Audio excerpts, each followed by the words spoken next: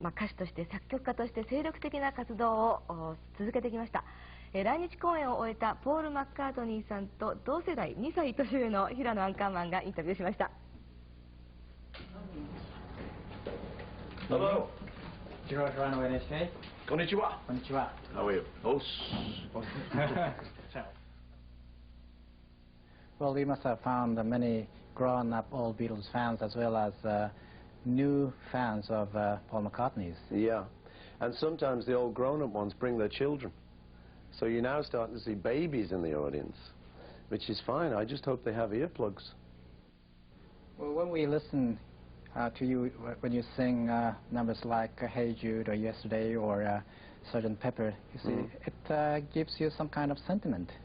Yeah, and the interesting thing is when I wrote them, like a song like Yesterday, I wrote when I was, I don't know, 20 or 21 or something. And so it was kind of a young man writing about yesterday. I didn't have many yesterdays, you know, it was only about a few years of them. Now, obviously, at 47, it means much more. It's much more emotional now for me because, you know, my yesterdays involve bringing up children now, and when they were little babies, and now they're 20 years old, you know, they're big women and people now. So it's interesting as you go on, the songs seem to have more depth. You know, words that I just wrote because I like the sound of them. Now I like the meaning of them. And on this tour, we've been having a lot of that. You know, you're standing there doing something like Yesterday or Hey Jude, and you'll see a fully grown man just in tears. And you just... It's difficult to carry on, you know, but it's great. It's such a strong emotion that I don't mind that. Well, you have had marvelous years as a member of the Beatles, and is that sort of a burden to you? No, it's okay. It was a burden just after the Beatles broke up, because it was a little bit painful and we had a lot of business differences and a lot of arguments. So for a little while there, I think all of us had the feeling of, you know, will there be any life after the Beatles? It's a pretty difficult act to follow. But as time's gone on, I've just done my own thing. And now I'm just very proud to have been in the Beatles. You know, when I look back, I think it was a great thing. It was a great group, and it brought a lot of joy to a lot of people.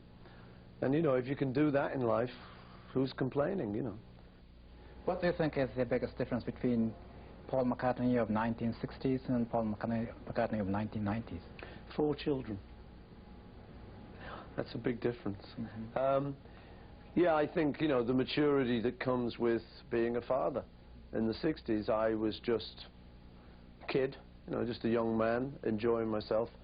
Now I'm still enjoying myself, but now it's with a much wider view of the world, a wider, more mature view of politics, and, you know, through the children, there's maybe more emotion and more maturity. That's why on this we've done, we're supporting the Friends of the Earth. Because again, you know, if I have the chance to come around and do interviews like this, it is good to make a serious point as well as have a lot of fun. The concerts aren't serious, you know, they're a lot of fun and emotion. But it's quite nice to make a serious point about ecology or something as we go. So that's been quite rewarding as well.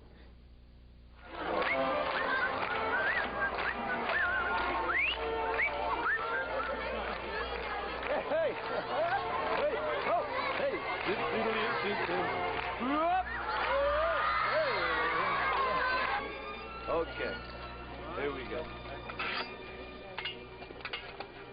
Good Earth. Thank you. Good Earth. Okay. Thank you. Thank you very Throw much. well. Thank you. Good luck, Tree. Throw well. Peace, Tree.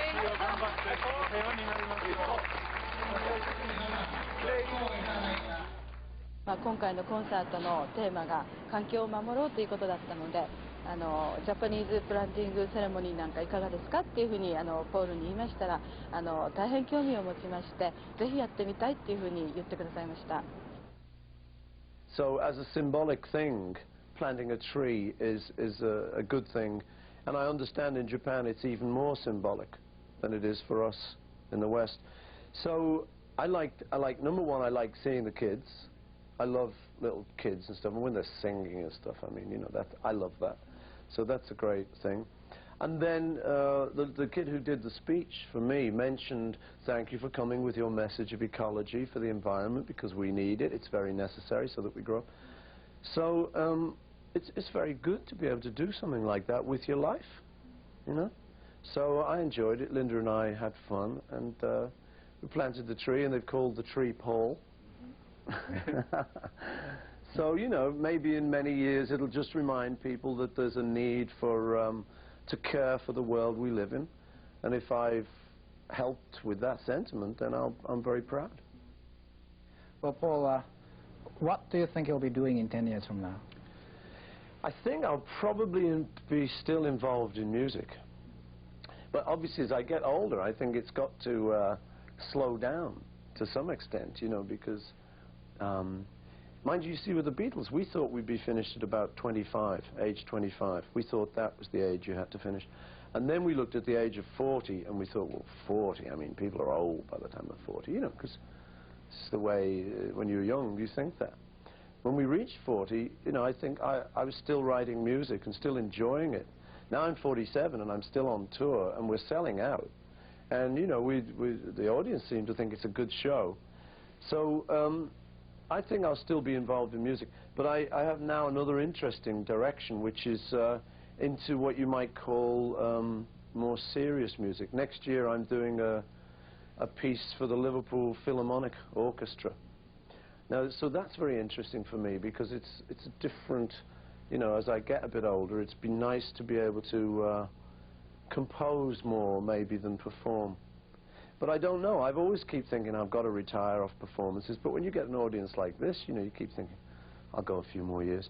But I think, you know, I am interested now in writing music, and I'm writing this piece which will be an hour, about an hour of kind of orchestral music for next year to be performed in the cathedral in Liverpool. So that's an interesting direction. If that works out well, I might end up being a white-bearded composer. Do you think you'll be writing ballads? I think so. Yeah, I like melody. I'm very interested in melody, and I find it quite easy to do. And if you've got a gift for it, it's a shame to not do it, you know. And there are people who seem to think I've got a good gift for that. So, yeah, maybe the tunes will just have to get a bit more ballady, you know, than rock and roll. And when do you think you'll be coming back to Japan next time?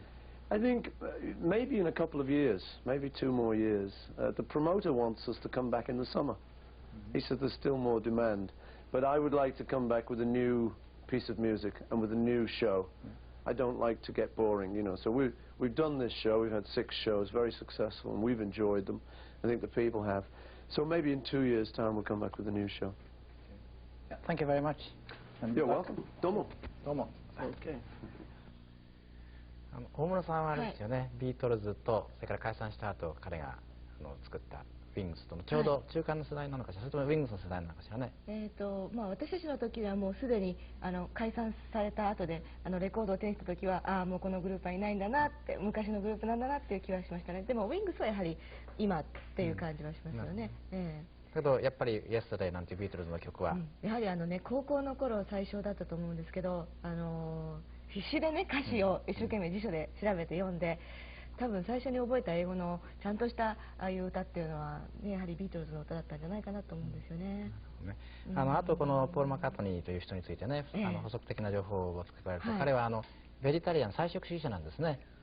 ですからその日本に来る外人の中では、その寿司屋に行かない珍しい人なんじゃないですかなんて聞いたらね、いやお寿司屋さんにはベジタリアン用の寿司がいっぱいありますよっていう返事が入ってきましてね。何でなんて卵と大変落ち着いたとかリラックスした、それこそその年輪をね感じさせる人で、でもとてもフランクな話し方をされる方ですね。そうですね、本当にね。まあヒゲの大作曲家になった頃また会ってみたいなという感じです。それでは次は